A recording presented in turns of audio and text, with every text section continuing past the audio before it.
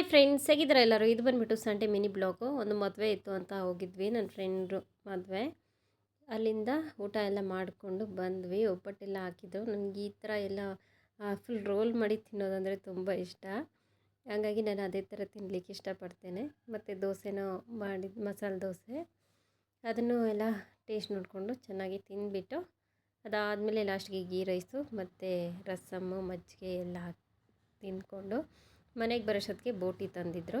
ಬೋಟಿನೆಲ್ಲ clean ಮಾಡಿ ಬೇಯಿಸಿ ಚೆನ್ನಾಗಿ ಕ್ಲೀನ್ ಮಾಡಿಬಿಟ್ಟು ಕಟ್ ಮಾಡ್ತಿದ್ದೆ. ನೋಡ್ಬೋದು ನೀವು. ನಿಮಗೆಲ್ಲ ಬೋಟಿ ಇಷ್ಟ? ನನ್ನ ಮಗನಿಗೆ, ದೊಡ್ಡವನಿಗೆ ತುಂಬ ಇಷ್ಟ ಬೋಟಿ ಅಂದರೆ. ಅದಕ್ಕೋಸ್ಕರ ಅವನಿಗೋಸ್ಕರ ಅಂತಲೇ ಇವತ್ತು ಬೋಟಿನ ಮಾಡ್ತಾಯಿದ್ದೀನಿ. ಅವನಂತೂ ಸುಮ್ಮನಿರೋದಿಲ್ಲ, ಏನಾದರೂ ಒಂದು ಬಂದು ರೆಡಿ ಮಾಡ್ತಾ ಇರ್ತಾನೆ ನನ್ನ ಜೊತೆಯಲ್ಲಿ. ಚೆನ್ನಾಗಿ ಮಲಗಿದ್ದ, ಬೋಟಿ ತಂದಿದ್ದೀವಿ ಅನ್ನೋಷ್ಟೊತ್ತಿಗೆ ಎದ್ದು ಬಂದ. ಇದನ್ನು ಇನ್ನೂ ಕ್ಲೀನ್ ಮಾಡಬೇಕು. ಚೆನ್ನಾಗಿ ಕ್ಲೀನ್ ಮಾಡು. ಈಗ ನಾನು ಫ್ರೈ ಮಾಡಿದ್ದೀನಿ, ನೋಡ್ಬೋದು. ಇದು ಬಂದುಬಿಟ್ಟು ಸಂಡೇ ಸ್ಪೆಷಲ್ಲು ಬೋಟಿ ಫ್ರೈ ಮತ್ತು ರೈಸು, ಚಿಕನ್ ಕಬಾಬು, ರಸಮ್ಮು, ನಾರ್ಮಲಾಗಿ ಆನಿಯನ್ನು, ಚಿಕನ್ ಸಾಂಬಾರು, ಮುದ್ದೆ.